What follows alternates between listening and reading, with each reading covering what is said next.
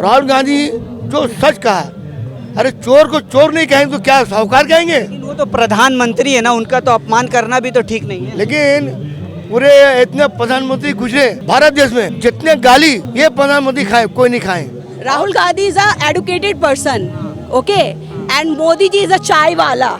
कि मणिपुर मामले में प्रधानमंत्री चुप्पी साधे हुए हैं और पश्चिम बंगाल में जो पंचायत इलेक्शन हुआ है उसमें जो हिंसा हुई है उस पर मुख्यमंत्री ममता बनर्जी चुप्पी साधी हुई है। किस तरह देखते हैं इन दोनों मुद्दों को? देखिए, मणिपुर का जो मामला है ये मोदी हो गया गांधी का बंदर, देख रहे सुन रहे लेकिन कुछ बोलेंगे नहीं। जिस तरह मणिपुर हुआ है, मैंने हत्या किया जा रहा है, मैंने जिस तरह एक तो इंसान के नाम पे जो कुर्बानी या हत्या किया जा रहा है, अब मोदी कुछ जवाब नहीं दे रहे हैं। जहाँ तक पश्चिम बंगाल का ये वोट नहीं हुआ है, ये लूट हुआ है। क्या जरूरत है दीदी को वोटिंग कराने का? दीदी मोदी सेटिंग है। मोदी के पूरे बीजेपी पूरे भाजपा के पास ना करने के लिए तो कुछ नहीं है। ये दंगा फसाद चोर का साथ, अडानी अंबानी का साथ देने वाले लोग हैं, तो इनके पास तो जो सच की हक की लड़ाई लड़ेगा उसको तो गलत बोलेंगे ही है। देखिए, सबसे बड़ी बात, भाजपा में तो रेपिस्ट भरे हुए हैं। अच्छा। ठीक है, आप इतिहास जो बैक जो है जाकर देखिए, इनके जितने भी नेता है सब भ्रष्टाचार छोड़ दीजिए, ये रेपिस्ट है। बेटी बचाओ बेटी पढ़ाओ का जो नारा लग रहा था, ये सरासर गलत नारा इन लोगों ने दिया। और एक नारा मोदी जी ने दिया है, बेटी पढ़ाओ बेटी पटाओ, बेटी बचाओ नहीं कर पटाओ किया है। तो कहीं ना कहीं उन्होंने ये वार्निंग दी है कि अपनी अपनी बच्चियों को सिक्योर कर लो, नहीं तो मेरे जो नेता है ये इनके साथ गलत करते रहेंगे, इनका शोषण होता रहेगा। तो देखिए, राहुल गांधी के जैसा अभी तक आज के डेट में कोई नेता लीडर पैदा नहीं हुआ है जो हिंदुस्तान की हक में बात करे। आज बताइए, एक ऐसा लीडर दिखा दीजिए जो मोदी से सवाल करता हो। लेकिन राहुल गांधी सिर्फ एक ऐसा शख्स है जो मोदी से सवाल कर रहा है और लड़ रहा है, और इसकी सजा भी उनको मिल रही है। कोलकाता के गांधी स्टेचू के सामने आज जो साइलेंट प्रोटेस्ट आप लोगों का हो रहा है, जिसे सत्याग्रह का नाम दिया गया है, क्यों कर रहे हैं ये? एक सत्याग्रह गांधी जी किए थे ब्रिटिश गवर्नमेंट को भगाने के लिए। आज हमने एक सत्याग्रह राहुल गांधी के नेतृत्व में, ऐसे नेतृत्व में हम लोग बीजेपी को पूरे देश से भगाना चाहते हैं। जिस तरह ये बीजेपी गांधी परिवार को आक्रमण किया, ईडी के जरिए, सीबीआई के जरिए, उनके फैमिली को क्या नहीं कहा। आज राहुल गांधी जो सच कहा, अरे चोर को चोर नहीं कहेंगे तो क्या साहूकार कहेंगे? वो तो प्रधानमंत्री है ना, उनका तो अपमान करना भी तो ठीक नहीं है। लेकिन पूरे इतने प्रधानमंत्री गुजरे भारत देश में, जितने गाली ये प्रधानमंत्री खाए कोई नहीं खाए। और जितना ये झूठ बोलने वाला ये प्रधानमंत्री, पहला झूठ 15 लाख अकाउंट में चले जाएगा, 15 लाख हर साल में 2 करोड़ नौकरी देंगे, सबका विकास सबका साथ, लेकिन देश को कर दिया सर्वनाश। यही मोदी जी। आज जो गांधी जी के परिवार को हमला किया, आज जो राहुल गांधी ने जो कहा सच कहा, राहुल ने चैलेंज किया कि मोदी में अगर ताकत है हमारे साथ में डिबेट करें। अभी एक ऑपरेशन लगाए थे कि राहुल गांधी जी ने अमेरिका में जाके देश को नीचा दिखाया है। राहुल गांधी ने कहा, अगर सही मानो जो हम बयान दिया है वो देखिए हम क्या कहा सही में। लेकिन गुजरात कोर्ट ने यह भी कहा है कि राहुल गांधी पर जो इल्ज़ाम लगे हैं वो सिर्फ मोदी सरनेम को नहीं लगा, बल्कि वीर सावरकर का उन्होंने अपमान किया है, इसलिए उन पर ये आरोप लगे और उन्हें उनकी सदस्यता जो है खारिज की गई है 2 साल की। यही आरएसएस एक टाइम में सावरकर ने क्या नहीं कहा, आज सरकार उन लोग के नेता हो गए, बहुत बड़े हो गए। गांधी जी को भूल गए हैं लोग। आज जो गुजरात कोर्ट जो राहुल गांधी संसद पर खारिज किया है, किस बिना पे? कोई वजह नहीं। अरे अपमान तो ही गया, चोर को चोर के। आज जो राहुल गांधी पार्लियामेंट में अडानी के बारे में मोदी का, मोदी जी आप बताएं आपका रिश्ता क्या है, कौन है अडानी? यही अडानी को बचाने के लिए पूरे संसद राहुल गांधी खेल लिया। तो ये चोर को चोर नहीं कहेंगे। आज जो देश का रुपया मालिया लेके भाग गया, किसके नेतृत्व में? अरुण जेटली ने भगाया। किसका हाथ है? आज पूरे देश को अडानी के हाथ में सौंपा जा रहा है। कौन अडानी है? तो ये बोलना भी संसद फर्ज है। ये तो इसके लिए हम लोग तो गुजरात हाईकोर्ट ने किया है। इसके लिए उसी अदालत है, वहाँ जाएंगे। एक आखिरी सवाल ये करूंगा कि मणिपुर मामले में प्रधानमंत्री चुप्पी साधे हुए हैं और पश्चिम बंगाल में जो पंचायत इलेक्शन हुआ है उसमें जो हिंसा हुई है उस पर मुख्यमंत्री ममता बनर्जी चुप्पी साधी हुई है। किस तरह देखते हैं इन दोनों मुद्दों को? देखिए, मणिपुर का जो मामला है ये मोदी हो गया गांधी का बंदर, देख रहे हैं, सुन रहे हैं, लेकिन कुछ बोलेंगे नहीं। जिस तरह मणिपुर हुआ है, मैंने हत्या किया जा रहा है, मैंने जिस तरह एक तो इंसान के नाम पे जो कुर्बानी या हत्या किया जा रहा है, अब मोदी कुछ जवाब नहीं दे रहे हैं। जहाँ तक पश्चिम बंगाल का, ये वोट नहीं हुआ है, ये लूट हुआ है। क्या जरूरत है दीदी को वोटिंग कराने का? दीदी मोदी सेटिंग है।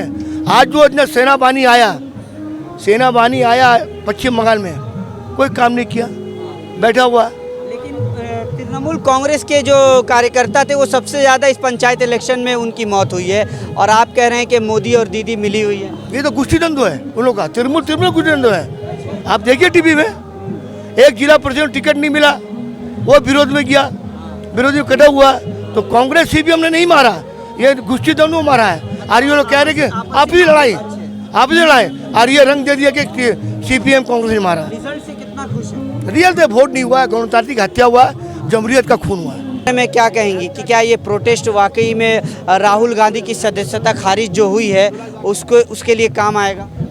देखिए, ये प्रोटेस्ट, ये सत्याग्रह इसलिए किया गया है क्योंकि राहुल गांधी ने हक की लड़ाई लड़ी है और हक की बात, चोर को चोर नहीं बोला जाएगा तो साहूकार बोला जाएगा क्या? ठीक है। और ये प्रोटेस्ट करने का हमारा मकसद यही है कि राहुल गांधी जी ने जो भी आज तक जो भी आवाज़ उठाई है, मोदी जी से जो सवाल किया है, तो उसके लिए उनको डिस्क्वालीफाई किया गया। अगर चोर को चोर नहीं बोला जाएगा तो शाहूकार बोला जाएगा, ये उनका गुनाह है। लेकिन वीर सावरकर का भी तो राहुल गांधी ने अपमान किया है। ये देखिए, मोदी के पूरे बीजेपी, पूरे भाजपा के पास ना करने के लिए तो कुछ नहीं है।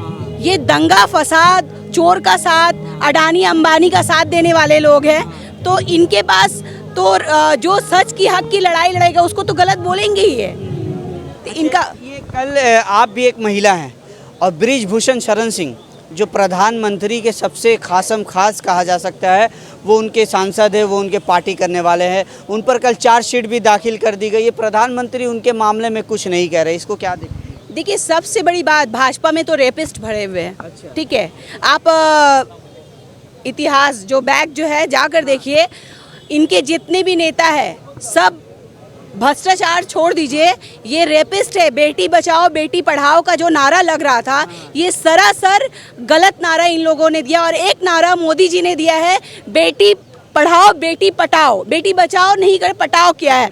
तो कहीं ना कहीं उन्होंने ये वार्निंग दिया है कि अपनी अपनी बच्चियों को सिक्योर कर लो, नहीं तो मेरे जो नेता है ये इनके साथ गलत करते रहेंगे, इनका शोषण होता रहेगा। लेकिन बृजभूषण शरण सिंह पर जो आरोप लगे हैं वो नॉन बेलेबल आरोप है, मतलब 354 जो धारा लगा वो नॉन बेलेबल है और 2 साल की उसमें सज़ा है। एक सवाल ये भी करूँगा कि देश के गद्दारों को गोली मारो सालों को, इस तरह का नारा जब भाजपा नेता लगाते हैं तो उन्हें उन पर मानहानि का केस नहीं लगता। जब राहुल गांधी एक नारा दे देते हैं तो उन पर, तो देखिए, राहुल गांधी के जैसा अभी तक आज के डेट में कोई नेता लीडर पैदा नहीं हुआ है जो हिंदुस्तान की हक में बात करे। आज बताइए, एक ऐसा लीडर दिखा दीजिए जो मोदी से सवाल करता हो। लेकिन राहुल गांधी सिर्फ एक ऐसा शख्स है जो मोदी से सवाल कर रहा है और लड़ रहा है, और इसकी सज़ा भी उनको मिल रही है। कहीं ना कहीं इंसाफ की लड़ाई में उनको सज़ा भी दी गई है, उनकी सदस्यता ख़त्म कर दी गई, उनका घर खाली करवा दिया गया। लेकिन राहुल जी ने एक बात कही है, मैं डरूंगा नहीं, क्योंकि नफरत के बाजार में उन्होंने मोहब्बत की दुकान खोली है और खुल रही है।